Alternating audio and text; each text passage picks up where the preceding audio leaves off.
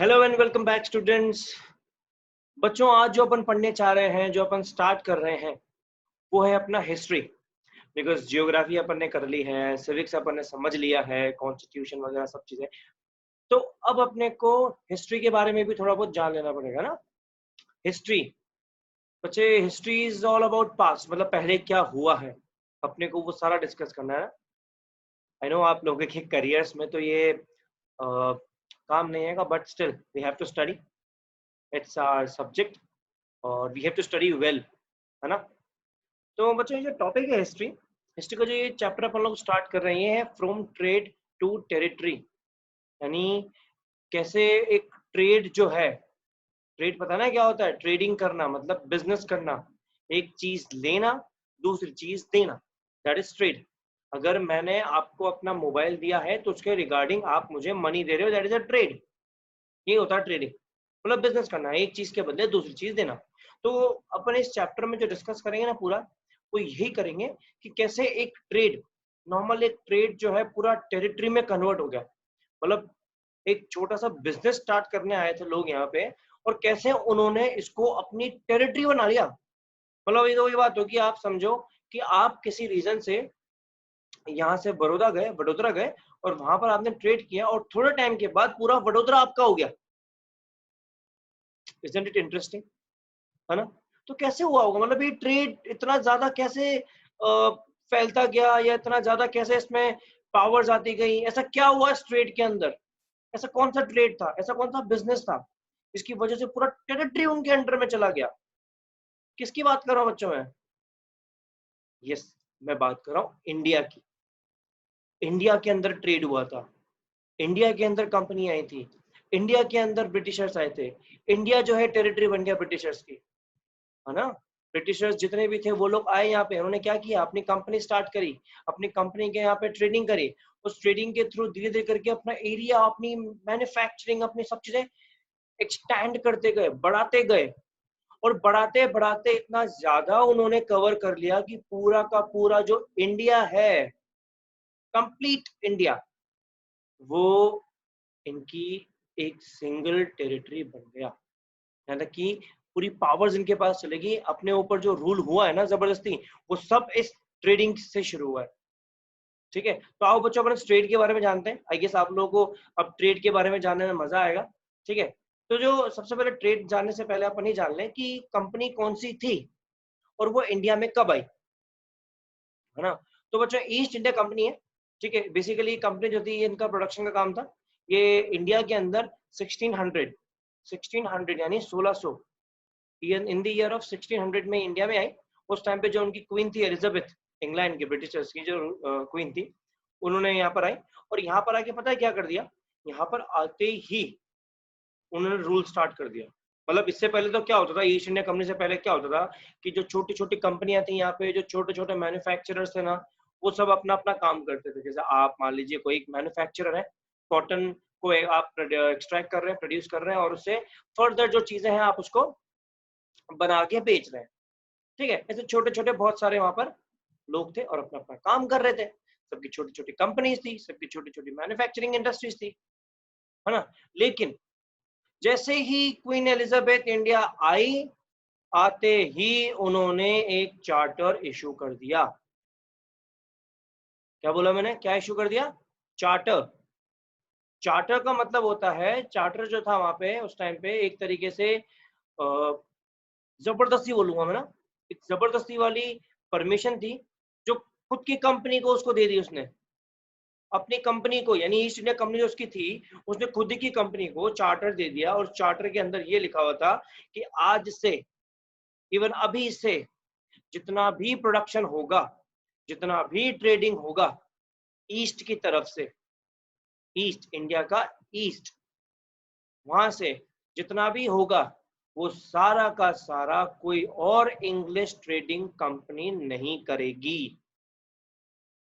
वो सारे के सारे राइट्स जो ईस्ट की तरफ से ट्रेडिंग हो रही है, वो सारे के सारे ट्रेडिंग जो होगी, वो उसकी खुद की कंपनी से होगी, जो थी ईस्ट इंडिया कंपनी। इसकी जो क्वीन थी एलिजाबेथ इंग्लैंड की, उसने खुद ही की कंपनी को चार्टर दे दिया और बोल दिया कि आज से पूरा का पूरा राइट टू ट्रेड जो है वो मेरी कंपनी के पास है, जब भी ईस्ट की तरफ होगा काम वो मेरी कंपनी के थ्रू ही होगा और कोई इंग्लिश ट्रेडिंग कंपनी इसमें बीच में नहीं आ सकती।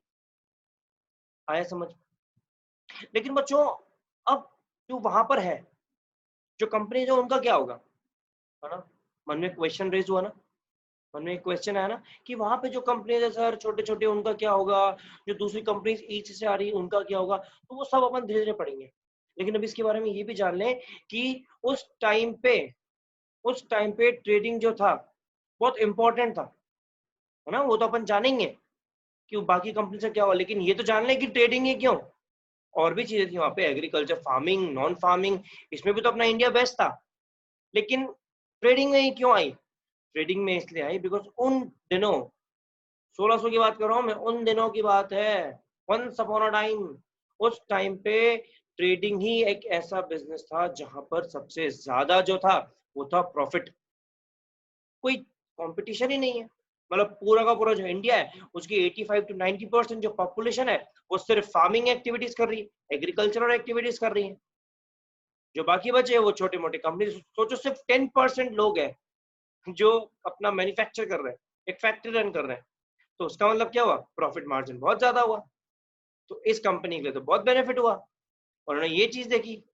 और दूसरी चीज जहां पे ये पहले काम करती थी इंग्लैंड में, वहां पर जो भी प्रोडक्शन होता था वो बहुत हाई होता था क्योंकि टेक्नोलॉजी ये सब चीज थी। लेकिन इंडिया की बात करें, इंडिया के अंदर तो सब चीजें सस्ती मिलती थी। आप खुद सोचो कि आज अगर आपको कोई एक चीज मैन्युफैक्चर करने को बोली जाए और वो बोला जाए, वो आप उसके बारे में रिसर्च करें, आप उसके बारे में पता करें, और आपने पता करने के बाद देखा कि यार अडाजन के अंदर तो ये जो टी शर्ट है वो 200 रुपए की मिलती है, लेकिन अगर मैं थोड़ा आगे चल जाता हूँ भटार की तरफ, कहीं पाल के भी आगे चल जाता हूँ कहीं, तो वहां पर तो मुझे टी शर्ट 100 रुपए की पड़ी। तो आप कौन सी प्रेफर करोगे, 100 रुपए या 200 रुपए? ऑब्वियसली बात है, जहाँ सस्ता होगा अपने को। अब पीतो पापा ने बात करी सिंगल पीस में, अगर उसको मैं कंपेयर कर दूं करोड़ों में, टर्नओवर्स में, 200 करोड़, 100 करोड़, तब तो बहुत बड़ा अमाउंट हो जाता है। वही चीज कंपनी ने देखा कि भैया इंडिया के अंदर तो कुछ है ही नहीं, कंपटीशन तो है ही नहीं, सिर्फ 10% कुल लोग काम कर रहे हैं और इंडिया के अंदर जो लेबर है वो वैसे ही चीप है, ठीक है, और वहां पे जो क्रॉप का प्रोडक्शन होता है वो भी चीप है। अब आपको सोचो एज अ बिजनेस पर्सन कि सब चीजें अपने फायदे में मिल रही है, तो जो रानी है, जो क्वीन है, वो अपनी कंपनी को चार्टर क्यों नहीं देगी? चार्टर का ग्रांटेड दे दिया ना, परमिशन दे दी, क्यों नहीं देगी जब इतना सस्ता मिल रहा है और बेचेंगे तो आराम से। अब बिक तो 300 में रहा है, अब भले मेरे को 50 का पड़े, भले मेरे से 200 का पड़े, तो मैं 50 का देखूंगा। तो वही चीज कंपनी ने देखी। आया समझ में? तो बच्चों ये सारा का सारा जो मैंने आपको बताया वो था अपना फर्स्ट पॉइंट कि कंपनी को भैया राइट टू ट्रेड दे दिया। और दूसरा, वहां पे राइट टू ट्रेड इसलिए दे दिया क्योंकि वहां पे जो माल है वो सस्ता मिलता है और बिकता बहुत महंगा है, ठीक है। लेकिन जो रॉयल चार्टर था ना, जिसने बना दिया, वो उसमें क्या बोला मैंने, सिर्फ इंग्लिश ट्रेडिंग कंपनीज, यही मेंशन किया था मैंने, ठीक है। इंग्लिश ट्रेडिंग कंपनीज नहीं आ सकती। उस चार्टर के अंदर ये तो नहीं लिखा था ना कि इंग्लिश के अलावा जो कंट्रीज है सारी की सारी, यूरोपियन, पोर्तुगीज, ये लोग नहीं आएंगे, ऐसा तो कहीं नहीं था। तो उस चार्टर के अंदर एक चीज थी कि भैया वो इंग्लिश ट्रेडिंग कंपनीज को तो रोक सकता है, but they could not prevent trading companies coming from other European nation, ठीक है। ईस्टर्न मार्केट से जो एंट्री करेंगे, ईस्ट की तरफ जो एंट्री कर रहे हैं, उसने बोला इंग्लिश कंपनी नहीं आएगी, लेकिन जो दूसरी नेशन है यूरोप के, वहां से तो आएंगे, यूरोप के अलग अलग जगह से तो आ सकते हैं ना, ठीक है। अब ये मैं बार बार बोल रहा हूँ, ईस्ट इंडिया कंपनी, ईस्ट की तरफ इंडिया में तो अपने पास वेस्ट है, अपने पास साउथ है, अपने पास नॉर्थ है, तो बार बार मैं ईस्ट की तरफ ही क्यों बात कर रहा हूँ? कोई तो वजह होगी। क्योंकि जब इंडिया इंडिया डिस्कवर हुआ था, वास्को डे गामा ने इंडिया जब डिस्कवर किया था, तब उसने जो रूट निकाला था वो सी रूट ही था, केप ऑफ गुड होप की तरफ से वो आया था, जो वो खुद एक पोर्तुगीज था। उसने जब इसका सी रूट निकाला तो वो route via Cape of Good Hope की तरफ से बना, जो अपने इंडिया के वेस्टर्न कोस्ट की तरफ पड़ता है। लेकिन जब वो आया वो पूरा घूमता हुआ आया था, है ना। मतलब उन्होंने क्या कर दिया, उन्होंने जब वो आया, मान लीजिए जो इंडिया का जो वेस्टर्न फ्रंट है, इंडिया का वेस्ट मतलब अपना गुजरात, है ना? इंडिया का वेस्ट मतलब अपना गुजरात, ठीक है? तो गुजरात, उसके नीचे महाराष्ट्र, उसके नीचे गोवा, ये सब चीज़ें, ठीक है? फिर केरल, ये सब। तो जब वो यहाँ पर आए, पोर्तुगीज़ जब वहाँ पे आए थे, तो उन्होंने क्या कर दिया, अपना बेस जो बनाया सबसे पहले, ऑब्वियस सी बात है, वेस्ट से आएँगे, तो उनके पास बेस कहाँ बन सकता है? या तो गोवा या महाराष्ट्र। वेस्ट से है ना, साउथ वेस्ट से नहीं आए थे, ठीक है? तो उन्होंने क्या कर दिया, अपना जो बेस है, वो गोवा में बना दिया, ठीक है? अब मैं बात गोवा में बना दिया, ठीक है? गोवा में बनाने के बाद वो धीरे-धीरे करके इसको और एक्सप्लोर करना स्टार्ट कर दिया। फिर धीरे-धीरे करके पोर्तुगीज़ के बाद जो डच लोग थे, वो भी आ गए। वो नीचे इंडियन ओशियंस की तरफ से आए थे। वो 17th सेंचुरी के पहले आ गए थे। उसको देखते-देखते फ्रेंच भी आ गए थे। लेकिन इन सब में आपने देखा, ये स्टार्टिंग किसने करी? वास्को डे गामा ने। क्योंकि अल्टीमेट जो सी रूट है, वो तो उसने ही निकाला था। जो सी रूट है, वो तो अल्टीमेट वास्को डे गामा ने निकाला वेस्ट से, ठीक है? उसमें जो खुद पोर्तुगीज़ था और वो आ गए थे। गोवा में बेस बना लिया। फिर उसके बाद ईस्ट की तरफ से अपना जो इंग्लिश कंपनीज़ है, वो आना शुरू कर दिए, है ना? इंग्लैंड। लेकिन वेस्ट की तरफ जब पोर्तुगीज़ के अलावा डच भी आ गए थे, उसके बाद फ्रेंच भी आ गए थे। देखो अब कंट्री इंडिया का स्ट्रक्चर क्या हो गया है? इंडिया का स्ट्रक्चर नॉर्थ में कुछ नहीं हो रहा है, साउथ में कुछ नहीं हो रहा है। ईस्ट में इंग्लैंड की कंपनीज़ आई, इंग्लिश कंपनी आई, ठीक है? वेस्ट में सिर्फ पहले कौन-सी आई? पोर्तुगीज़ आई, है ना? लेकिन पोर्तुगीज़ ने कुछ ऐसा ऑर्डर निकाला नहीं, तो पोर्तुगीज़ के पीछे-पीछे फिर डच भी आ गया, फ्रेंच भी आ गए, सब वेस्ट में आ रहे हैं। लेकिन ईस्ट की तरफ से क्या हुआ? एक बाउंड्री लगा दी कि भैया अब और कोई इंग्लिश कंट्री जो है वो वहाँ से नहीं आएगी, जो इंग्लिश नेशन है वो वहाँ से नहीं आएगा, इंग्लिश ट्रेडिंग ग्रुप जो है वहाँ से नहीं आएगा। लेकिन वेस्ट की तरफ से तो आ चुका है। अब इंडिया देखो कितना बुरा फँस चुका। इधर से east India company, English trading group, उधर से डच, फ्रेंच, पोर्तुगीज़, बीच में इंडिया के खुद के कुछ लोग जो मैन्युफैक्चर कर रहे हैं, जो छोटे-छोटे लेवल पे, उनका क्या होगा? तो ये सब जो चीज़ें मैंने आपसे पूछी ना, जो क्वेश्चन रेज़ हो रहा है ना, इन सबका सॉल्यूशन अपने को मिलेगा इस चैप्टर में, ठीक है? अब अपन ये बात करते हैं कि सब इंडिया में क्यों आ रहे हैं, है ना? ये सारे के सारे जो यूरोपियन कंट्रीज़ हैं, वो सब इंडिया में ही क्यों आ रही है और कोई जगह क्यों नहीं जा रही है? मतलब इतना ज़्यादा क्यों इनको इंडिया, इंडिया, इंडिया कर रहे हैं? क्यों कर रहे हैं? क्योंकि इंडिया जो है, वो एक रिसोर्सफुल कंट्री है। हर तरह का रिसोर्स यहाँ पे मिलेगा, हर तरह की आपको क्वालिटी मिलेगी, चाहे वो कॉटन हो, चाहे वो सिल्क हो, कितना भी हो, ठीक है? लेकिन इनकी बात क्यों कर रहे हैं अपन? क्योंकि यूरोप में उस टाइम पे इन 2 आइटम्स की ही ज़्यादा डिमांड थी। बहुत बड़ा मार्केट था कॉटन और सिल्क का। मतलब इंडिया से अलग-अलग तरह की चीज़ें जाती थी, लेकिन कॉटन और सिल्क की सबसे ज़्यादा रिक्वायरमेंट रही है। और अपन सब जानते हैं India is good for its spices, मसाले। चाहे वो पेपर हो, चाहे वो क्लोव्स हो, चाहे वो कार्डेमन, सिनेमन, ये जितने भी हैं, इन सब की रिक्वायरमेंट हमेशा से रही है। ठीक है? कॉटन और सिल्क, उसका तो बात ही छोड़ दो, वो तो बहुत ज़्यादा चाहिए। ठीक है?